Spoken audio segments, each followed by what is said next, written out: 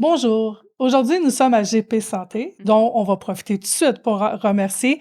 GP Santé nous font la location de la salle pour l'enregistrement de nos podcasts aujourd'hui. Ouais. On va remercier également David Martel, qui est à la production et technicien pour nos podcasts, avec Marc-André Dubé.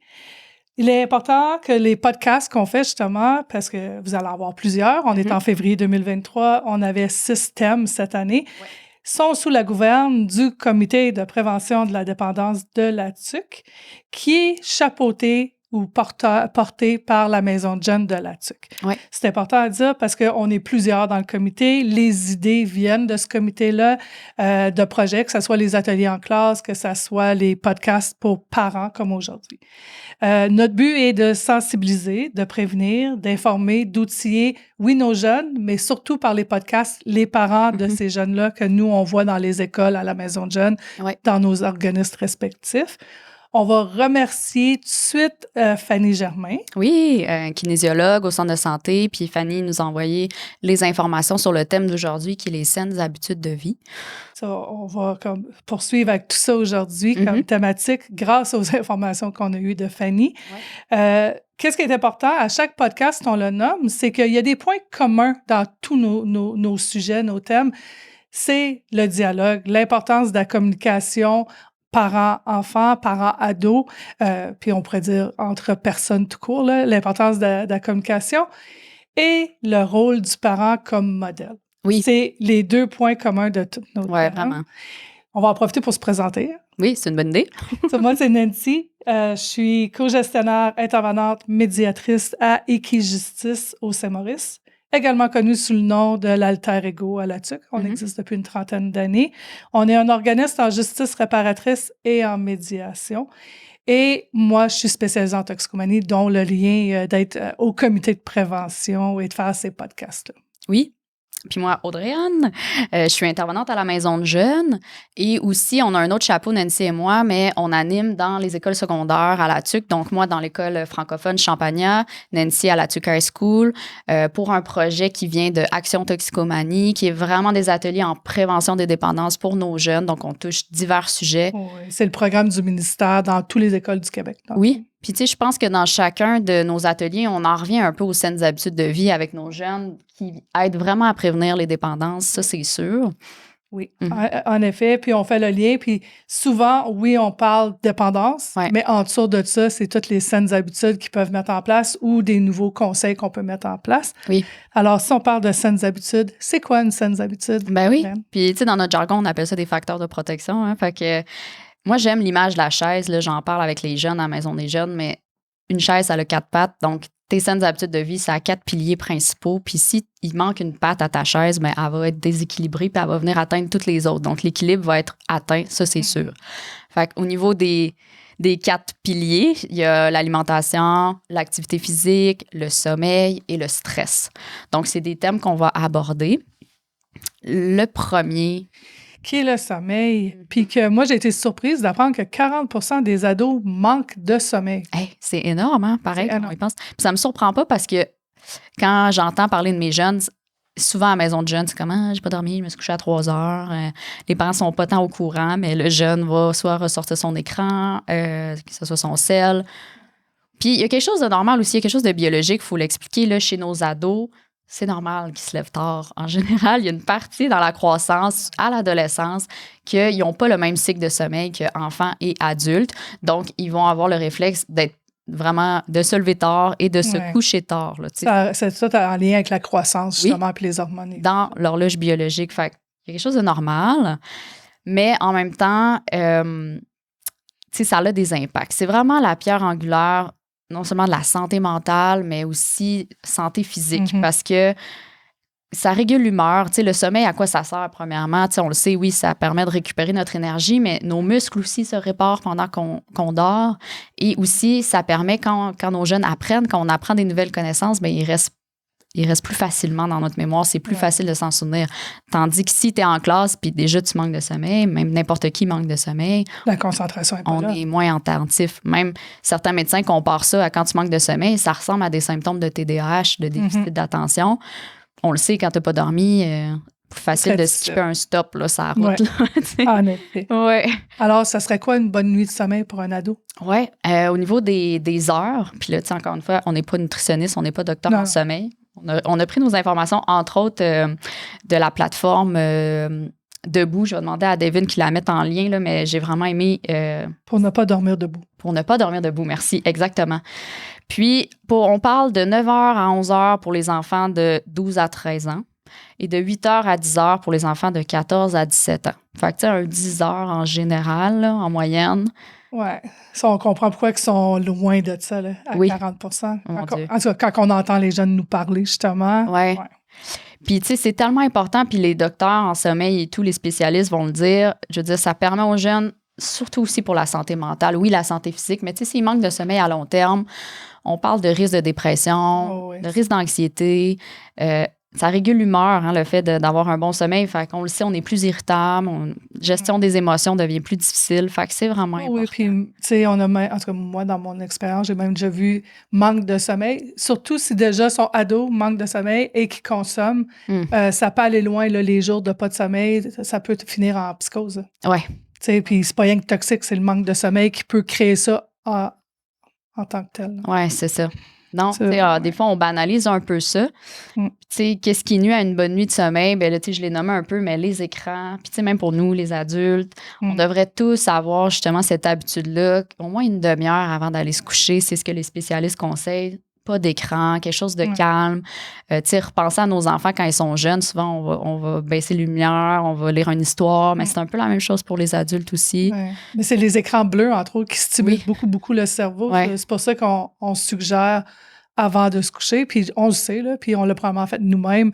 On l'a au lit, on a la tablette au lit ou le téléphone, puis on check sur les courriels, ou même on fait des jeux. Tu sais, il y en a qui disent « Ouais, mais je fais mon petit jeu de cartes. » Mais c'est l'écran, c'est pas qu'est-ce qu'on fait avec qui stimule le cerveau, c'est les écrans bleus qui stimulent le cerveau. Puis ça y prend un petit peu plus de temps à réussir à dormir puis avoir un bon sommeil. Oui, exact. Puis un bon truc qu'ils disent, c'est de dormir des horaires réguliers le plus possible. Fait que, tu sais, oui, la routine de préparation au sommeil qui est importante.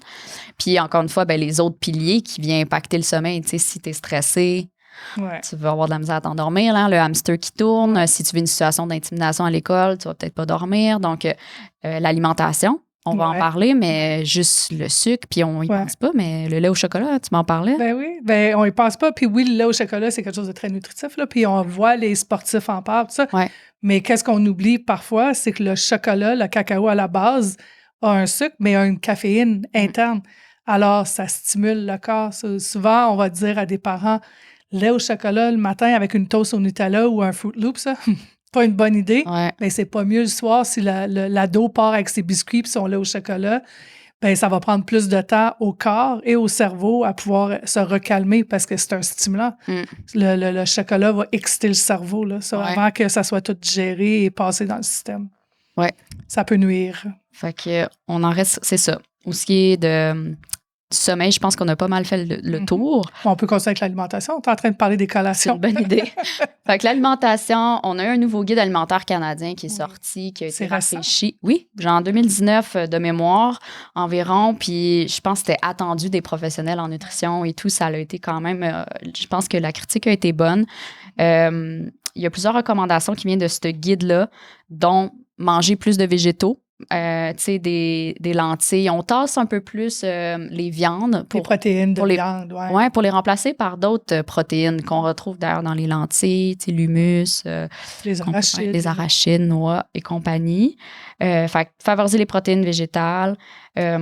Aussi, dans le nouveau guide, les produits laitiers n'est plus un secteur du guide, là, si je peux dire comme ça, c'est complémentaire. Donc, oui, on peut aller chercher des sources de protéines dans notre lait, dans notre yogourt, notre fromage, mais c'est plus essentiel à une saine alimentation. Tu sais, ce qu'il suggère, c'est vraiment d'équilibrer, d'avoir le plus d'affaires variées dans son alimentation. Tu sais, des aliments, c'est sûr, peu de sel, peu de sucre, pas de gras transformés. On ne réinvente pas la roue à ce niveau-là. Dont l'importance des collations. En tout cas, le soir, on sait nos ados, là, en général, puis même des adultes, le grignotage en soirée ou quelque chose de... Parfois, rien que de porter attention à qu'est-ce qu'on a mangé ce fois-là va peut-être nuire au sommeil. Puis comme que je disais tantôt, quand c'est un excitant, ça va le faire, mais on dit aussi certains gras, certains sels aussi, des fois, ont un impact sur le sommeil. Ça. C'était moins connu, peut-être, mais là, on le sait. En effet, ça peut avoir un impact sur notre nuit de sommeil. Puis c'est pas toujours facile. Tu sais, je sais, pour les familles, des fois, on vit dans un monde pressé, on travaille, faire les lunchs et compagnie, ça peut être l'ouvrage. Puis tu sais, je vous suggère d'aller rencontrer une nutritionniste au centre de santé. C'est eux les professionnels de la nutrition.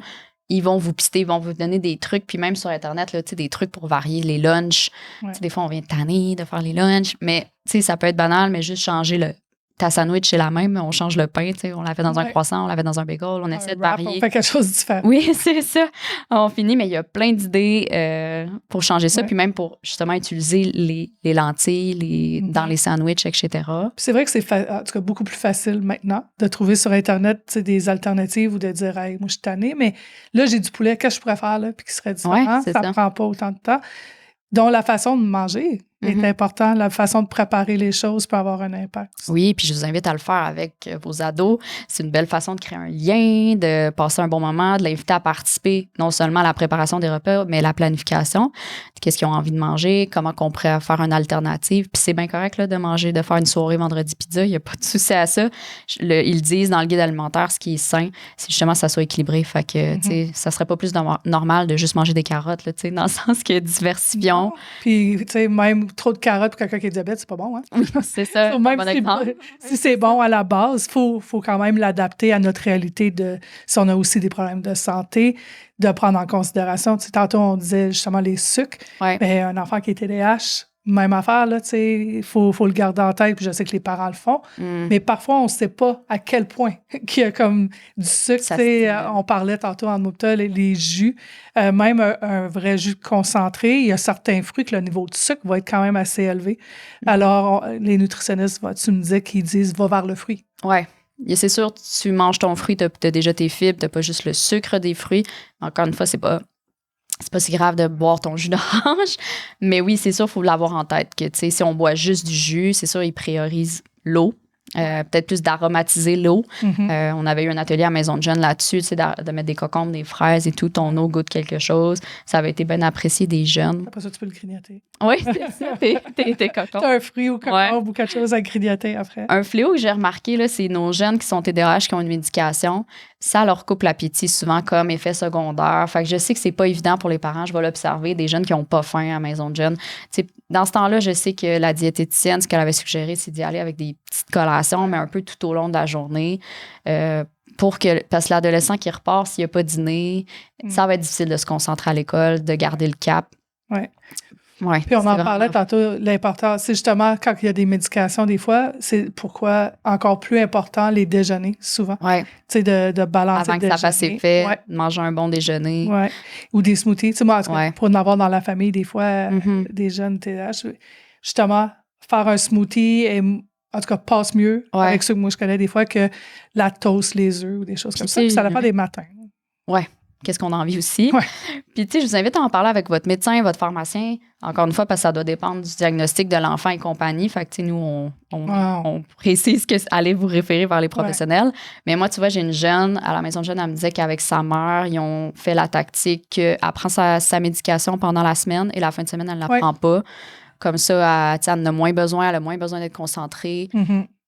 Ça lui permet de manger plus parce qu'elle avait vraiment de la misère là, à manger. Oui, bien, en tout cas, pour en avoir, moi aussi, que je connais dans l'entourage, entre autres, c'est ça. Beaucoup les smoothies. Tu sais, il y en a là que c'est des milkshakes de protéines qui vont traîner parce que justement, le dîner puis l'après-midi, même des collations, ça levait le cœur ou ils n'ont pas faim, soit ils ne pensent pas les prendre, mais d'avoir un yop ou d'avoir vraiment un milkshake protéiné ou facilitait, mais ça, c'est propre à chacun, mais l'importance des collations puis qu'ils soient au moins nutritifs, parce que moi, je dis tout le temps, notre cerveau, c'est notre ordinateur, puis si on le nourrit pas ou si l'ordi, à un moment donné, la batterie crève, on peut plus s'en servir, mais notre cerveau carbure à qu'est-ce qu'on mange. Tu sais, si on mange pas... Puis ils disent notre système digestif aussi, qui est un peu notre second cerveau, puis on le sait, là, mettons qu'on a été mangé, on a mangé quelque chose de lourd, on va trouver ça rochard rendu à 1 heure, 2 heures, fait que... C'est vraiment lié. C'est vraiment lié. Si on a une mauvaise alimentation, ça impacte notre sommeil, ça impacte notre stress. On a moins le goût de bouger. Exactement. Tu viens de nommer la Bouger, troisième ça, on patte, a- hein? Bouger. J'ai fait des lignes.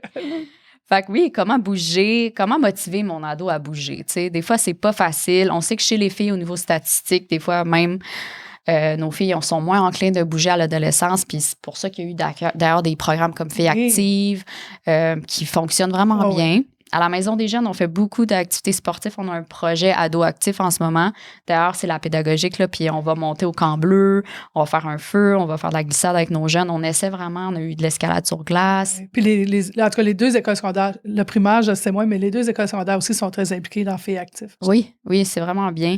Puis, tu sais, les activités parascolaires, c'est sûr, les activités de sport, on n'en parlera jamais assez. En plus, faire du sport, ça a un impact social. Tu sais, tu crées des amis, tu crées d'autres choses, l'esprit sportif, le leadership, des compétences, et ça l'aide les autres, tous tes piliers de ta chaise. Ouais.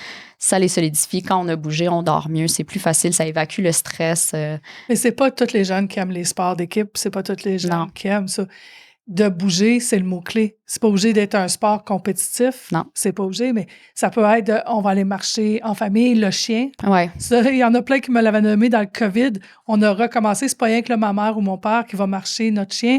Ben là, j'ai repogné l'habitude de le faire. Ouais. Ça peut être de jouer. Tu sais, il y a des familles qui disaient, bon, on a sorti la Wii, puis on a bougé comme ça au début, puis là, ça l'a amené qu'on a découvert aller faire d'autres sports ensemble. Ouais.